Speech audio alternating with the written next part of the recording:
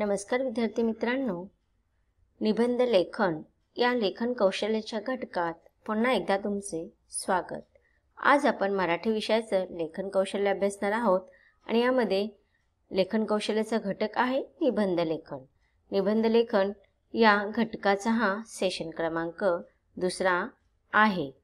याआधी आपण निबंध म्हणजे काय हे समजून घेतलेले आहे, त्याचबरोबर निबंधाचे प्रकार सुद्धा आपण समजून घेतलेले आहेत। एकूण निबंधाचे तुम्हाला 3 प्रकार पाठ्यक्रमामध्ये ठेवलेले आहेत। पहिला आहे प्रसंग लेखन किंवा अनुभव लेखन, दुसरा आहे आत्मकथन आणि तिसरा आहे वैचारिक। यापैकी आपण प्रसंग लेखन आणि अनुभव लेखन यांचा सविस्तर अभ्यास या आधीच्या सेशनमध्ये केलेला आहे। आता आपण आत्मकथन म्हणजे काय याचा अभ्यास करणार आहोत। आत्मकथन म्हणजेच काय, तुम्ही अनेक पाठ तुमच्या पाठ्यक्रमामध्ये आतापर्यंत अभ्यासलेले आहेत, त्यापैकी बरेचसे पाठ तुम्ही आत्मकथनात्मक पाठाच्या स्वरूपामध्ये अभ्यास केलेले आहे की लेखकांनी एखादा सजीव किंवा निर्जीव घटक घेऊन जणू काही ते आपण स्वतः आपल्याबरोबर अनुभव, आपले सुख दुःख आपल्याबरोबर सांगत आहेत। ज्याप्रमाणे इयत्ता 6वीला तुम्ही सायकल आहे ना हा पाठ अभ्यासला होता की नाही, त्याच्यामध्ये सायकल स्वतःची कहाणी आपल्याला सांगत होते, स्वतःला आलेले सगळे चांगले वाईट अनुभव आपल्याला सांगत होते। मग आत्मकथनात्मक निबंधामध्ये एखादा घटक घेतला जातो, तो सजीव असू शकतो किंवा निर्जीव असू शकतो। मग तो सजीव किंवा निर्जीव घटक आपल्याला स्वतःचे स्व अनुभव सांगत असतात ह्या निबंधांच्या माध्यमातून। आत्मकथन निबंध लिहिताना कोणते मुद्दे लक्षात ठेवायला पाहिजे, तर पहिला आहे सजीव आणि निर्जीव घटकांबाबत सर्वसमावेशक विचार यामध्ये लिहिता आले पाहिजे। दुसरा मुद्दा आहे त्यांच्या भावना, सुख दुःख, सवयी, उपयोगिता, कार्य यांचा शोध निरीक्षण शक्तीने घेणे। तिसरा आहे आपण स्वतः ती वस्तू आहोत अशी कल्पना करून निबंध लिहिणे। आणि चौथा आहे कल्पनाशक्तीच्या माध्यमातून नाट्यपूर्ण रीतीने कल्पना मांडणे। आणि पाचवा आहे संपूर्ण लेखन करताना भाषा ही प्रथम पुरुषी एकवचनी असावी। आपण व्याकरणाचा सर्वनाम हा प्रकार अभ्यासलेला आहे, त्याच्यामध्ये आपल्याला प्रथम पुरुष म्हणजे काय याचा आपण सविस्तर अभ्यास आतापर्यंत केलेला आहे। प्रथम पुरुष म्हणजे जे स्वतःसाठी आपण जे सर्वनाम वापरतो, मी, मला, माझे या सर्वनामांचा उपयोग करून प्रथम पुरुषी एकवचनी सर्वनामांमध्येच आपण आत्मकथनात्मक निबंध लिहित असतो। तर आता इथे आपण 2 निबंधांच्या प्रारूप इथे अभ्यासणार आहोत। त्या निबंधाच्या सहाय्याने आत्मकथनात्मक निबंध कसे लिहितात हे आपण जाणून घेणार आहोत। खाली तुम्हाला इथे एक चित्र दिलेलं आहे आणि या चित्राच्या आधारावरती तुम्हाला आत्मकथनात्मक निबंध लिहिलेला आहे। खाली दिलेल्या चित्रातील कोणताही एक घटक तुमच्याशी बोलत आहे अशी कल्पना करून त्याचे आत्मकथन लिहा। आता बघा, तुम्हाला आत्मकथन निबंध लिहिताना विषय दिला जाईल, मी नदी बोलत आहे, मी झाड बोलत आहे, पुस्तकाची आत्मकथा, अशा प्रकारचे काही विषय दिले जातील आणि ते विषय तुम्ही लिहायचे आहेत। किंवा मग तुम्हाला कृती दिली जाईल, कृतीमध्ये काही मुद्दे दिले जातील आणि या मुद्द्यांच्या आधारावरती सुद्धा तुम्हाला आत्मकथनात्मक निबंध लिहायला सांगितलं जाईल। किंवा आता इथे जो प्रश्न दिलेला आहे की तुम्हाला हे चित्र दिलेले आहे, चित्रामध्ये आपल्याला वेगवेगळे घटक दिसत आहेत। कोणते कोणते दिसत आहेत, आपल्याला झाड दिसत आहेत, झाडावरती घरटे बांधलेले पण आपल्याला पाहायला मिळत आहेत की नाही। किंवा मग इथे काही पक्षी दिसत आहेत आपल्याला, म्हणजेच कोण, चिमणी। इथे कोपऱ्याला एक बाग सुद्धा आहे।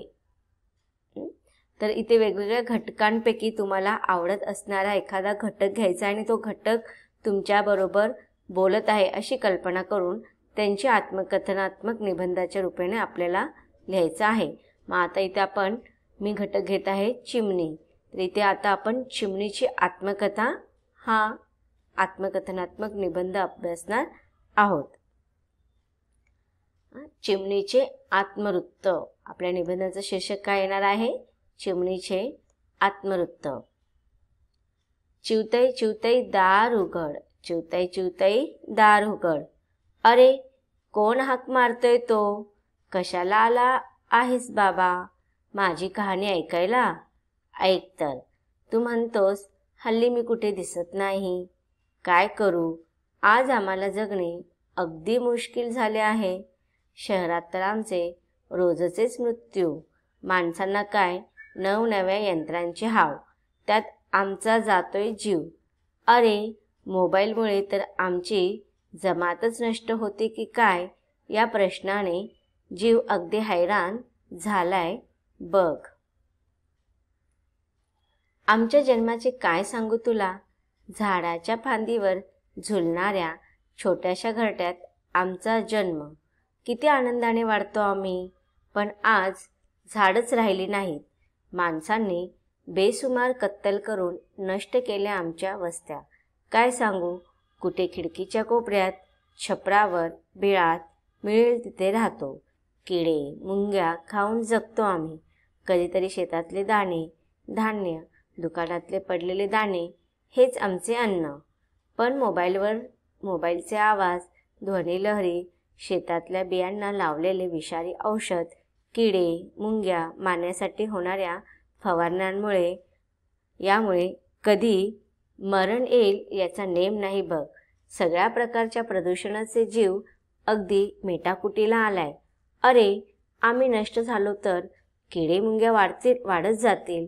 त्यातून आणखी रोगराई पसरेल आणि हळूहळू हे संकट माणसांवर नाही का येणार. देव करो नि तसे न हो. तर विद्यार्थी मित्रांनो, आतापर्यंत आपण हा अर्धा निबंध वाचन केलेला आहे. या निबंध लिहिताना आपल्याला लक्षात ठेवायचं आहे की आपल्याला आत्मवृत्तात्मक निबंधाची जी शैली आहे ती संवादात्मक शैलीच्या रूपाने आपण करणार आहोत सुरुवात. आणि त्याचप्रमाणे वेगवेगळ्या परिच्छेदामध्ये जो घटक असणार आहे तो आपला अनुभव आपल्याला सांगत आहे. मग त्याला आलेला वाईट अनुभव असू दे किंवा त्याला आलेला चांगला अनुभव असू दे.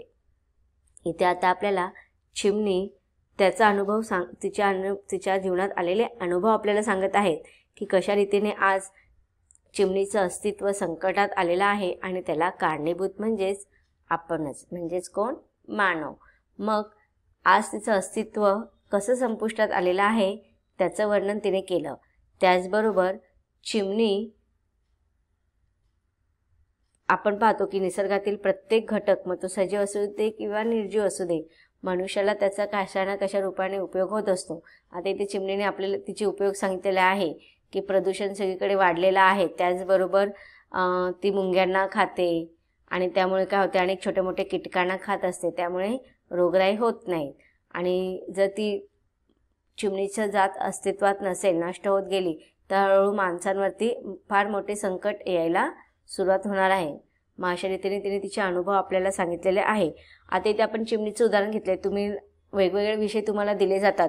फुलाचे आत्मवृत्त असे अनेक असतात. जर फुलाचे आत्मवृत्त दिले तर तुम्ही फूल स्वतःला समजून, तुम्ही फूल आहात असं समजून तुम्हाला तुमची आत्मकथा सांगायची आहे. नदीची आत्मकथा असू दे, पुस्तकाची आत्मकथा असू दे, तर तुम्हाला तिची सुरुवातीपासूनची कहाणी, तर आत्ता तिची जी दुरवस्था झालेली आहे त्याचं वर्णन करायचं आहे. इथे पण आपण सुरुवातीपासूनची चिमणीची कहाणी पाहिली आणि आता तिची काय दुरवस्था आहे त्याचं वर्णन पाहिलं.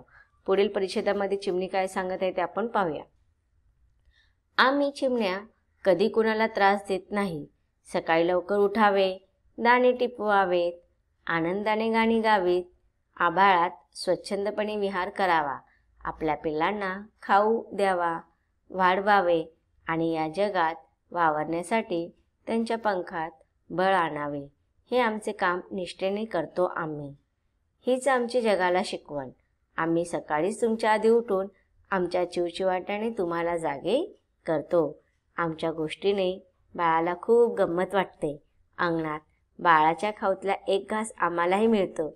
यातच धन्यता वाटते आम्हाला. बघा किती छान शिकवण या छोट्याशा परिच्छेदामधून आत्मकथेच्या माध्यमातून चिमणीने आपल्याला स्वतःचा अनुभव सांगितलेला आहे. आता ही जी काही कल्पना आहे ती आपणच केलेली आहे. चिमणी आपल्याला सांगायला आलेली नाही आहे. जरी ती सांगायला तर तिची भाषा आपल्याला समजणार नाही, परंतु आपण आपल्या अनुभवावरून कल्पनाच्या विस्ताराने आपण चिमणीचे मनोगत इथे व्यक्त केलेले आहे. म्हणून म्हणते, माणसाने अतिरिक्त सुखाच्या मागे न धावता, निसर्गाचा ऱ्हास न करता कसे जगावे याचा विचार करावा. सृष्टीचा विनाश हा माणसाचा विनाश हे लक्षात घ्यावे. आज आमच्यावर संकट आले, पुढे दुसऱ्या प्राण्यांवर किंवा पक्ष्यांवर येईल. सजीवांच्या साखळीतील एक एक प्राणी नष्ट होत गेला तर हळूहळू सारी सृष्टी विनाशाच्या वाटेवर चालू लागेल. अनेक कवी लेखकांनी आमच्यावर कथा कविता लिहिल्या आहेत. साने गुरुजींचा श्याम एका चिमणीच्या मृत्यूने केवढा दुःखी झाला होता. ती माणसातली पशुपक्ष्यांविषयीची संवेदनशीलता, आमच्यावरचे प्रेम, आपुलकी आज कोठे गेली. मित्रा, आमचे जगणे आणि मरणे आज माणसांच्या हाती आहे.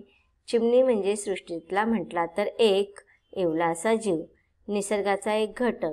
पण आम्हालाही जगावेसे वाटते.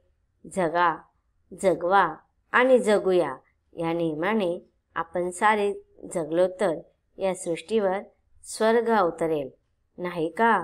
जा, माझी ही गाथा सर्व जगाला सांग.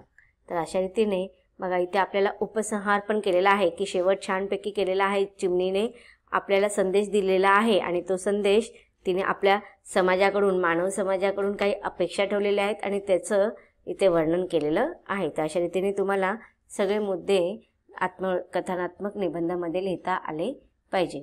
आता ह्या निबंधामध्ये तुम्हाला मुद्दे दिलेले नव्हते, परंतु आता पुढची जी कृती आहे त्याच्यामध्ये तुम्हाला मुद्दे दिलेले आहेत आणि त्या मुद्द्याच्या आधारावरती आपल्याला निबंध तयार करायचा आहे. खालील मुद्द्यांच्या आधारे आरसा या घटकाचे आत्मवृत्त लिहा. आपल्या निबंधाचं शीर्षक आहे मी आरसा बोलतोय.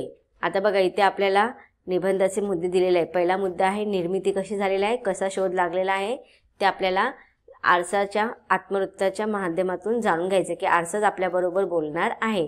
त्यानंतर शास्त्रीय तत्व, नंतर आरशाकडे पाहण्याचा दृष्टिकोन, आरशाचे महत्त्व, माणसाच्या चेहऱ्यावरील भाव हाच त्याच्या मनाचा आरसा आणि आरशाचा आनंद आणि खंत शेवटी आपल्याला लिहायचा आहे. तर चलो आता पाहूया आपण या मी आरसा बोलतोय या आत्मवृत्तात्मक निबंधाची सुरुवात आता आपण करूया.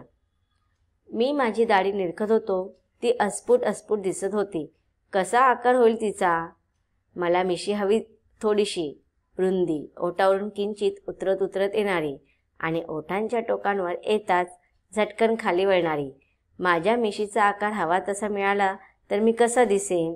मी कोणाकोणाला आवडेन? माझ्या डोळ्यासमोर काही चेहरे तरळू लागले. मी गुंग होत गेलो. खळखळून हसण्याच्या आवाजाने माझ्या समाधीचा भंग झाला. आता म्हणजे बघा एक व्यक्ती आपला स्वतःचा अनुभव सांगत होता आणि अशातच अचानक त्याला हसण्याचा आवाज आला आणि तो कोण हसत असणार आहे? आरसा. आणि मग त्यानंतर आरसा आपलं मनोगत व्यक्त करणार आहे. खळखळून हसण्याच्या आवाजाने माझ्या समाधीचा भंग झाला. मी चटकन इकडे तिकडे पाहिले पण समोरचा आरसाच मला हसत होता. हे कळायला मला फार वेळ लागला नाही. वा वा, तू किती छान गुंग झाला होतास, नाही का? पण जाऊ दे. तुम्हा माणसांना स्वप्न दाखवण्यासाठीच तर माझा जन्म झाला आहे. हे बघ, प्रत्येक माणसाचं स्वतःवर सर्वात जास्त प्रेम असतं. आपण इतरांपेक्षा वेगळं दिसावं म्हणून प्रत्येकजण काहीतरी वेगळी कृती, कोणीही न केलेली नवीनच कृती करण्याचा प्रयत्नात असतो. या धडपडीतूनच माणसांनी या पृथ्वीतलावर अनंत पराक्रम गाजवले आहेत.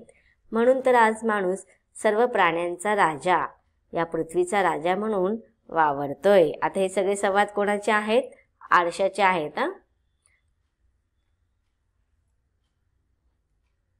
हे बघ, प्रत्येक माणसाचं स्वतःवर जास्त प्रेम असतं. पराक्रमी माणसांनी आपल्या प्रत्येक पराक्रमानंतर आरशात स्वतःला पाहिले असणारच आणि पाहता पाहता मुठी आवळून हात उंचावून माझा विजय असो असं मोठ्याने मनातल्या मनात घोषणा देत स्वतःचा जय जयकार केला असणारच. हे लक्षात ठेव. तुमच्या मनातल्या या प्रेरणा निर्माण करणारी म्हणजे मीच तुमची प्रगती घडवून आणतो. आठवतं का रे तुला, जत्रेत आपली भेट झाली होती? किती विविध रूपात मी या आरसे महलात अवतरलो होतो, तू तर नुसता लोटपोट हसत होतास. मग आता बघा इथे आरसा त्या व्यक्तीला कुठे भेटला आणि तो घरी कसा आणला गेला याचं वर्णन केलं आहे. तुझ्या किती प्रतिमा पाहायला मिळाल्या होत्या. गोल गरीगरीत, हळकुंडी, एकदम बुटकी, किती प्रतिमा. एकदा आरशातली प्रतिमा आठवतं. माझं डोकं भोपळ्या एवढं, बाकीचा वेश 2-2.5 फूट फक्त. काय हसत होता तुम्ही सगळेजण. लक्षात ठेव, ही माझी रूप केवळ विनोद करण्यासाठी निर्माण झालेली नाहीत. ड्रायव्हरला पाठीमागून येणारी वाहने दाखवण्यासाठी मीच गाडीच्या कडेला बसतो. आता इथे बघा आरशाचे वेगवेगळे उपयोग आपल्याला असं स्वतः सांगत आहेत. वेगवेगळी भिंग माझीच रूपं आहेत. प्रयोगशाळेच्या सूक्ष्मदर्शकापासून अवकाशातल्या ग्रहगोलाचे निरीक्षण करणाऱ्या दुर्बिणीपर्यंत सर्वत्र मीच असतो. घरादारात, रस्त्यावर, कपड्यांवर, दुकानांवर, गाड्यांवर, जत्रेमध्ये, इथे तिथे सर्वत्र मीच असतो. पण लक्षात ठेव, मी कधी स्वतःच्या मेजाशीत राहिलो नाही. पाणी पिण्यासाठी माणूस प्रथम नदीत वाकला तेव्हा त्याला स्वतःचं दर्शन घडले असणार. तेव्हापासून मी त्याच्यासोबत आहे. मी स्वतःलाच बाजूला ठेवून माणसाला मदत केली. तू सुद्धा अशीच मदत करीत राहा. पहा केवढा होशील तू. तरी ते आरशाने त्याचे मनोगत व्यक्त केलेले आहे. आता तुमच्यासाठी होमवर्क आहे. इथे आत्मकथनाचा नमुना दिलेला आहे की वर्गातील भाग तुमच्याशी बोलतोय अशी कल्पना करून त्याचे आत्मकथन लिहायचं आहे. मी बाग बोलतोय. हे तुमचा आत्मकथनात्मक निबंधाचा विषय आहे. तो सगळ्यांनी लिहायचा आहे. तर विद्यार्थी मित्रांनो, निबंधाच्या प्रकारातील आपण आत्मकथन निबंध कसे लिहायचे याचे उदाहरणासकट ह्या सेशनमध्ये अभ्यास केलेला आहे. पुढील निबंधाच्या प्रकाराचा पण आपल्याला अभ्यास करायचा आहे, परंतु त्याचा अभ्यास आपण पुढील सेशनमध्ये करणार आहोत. धन्यवाद.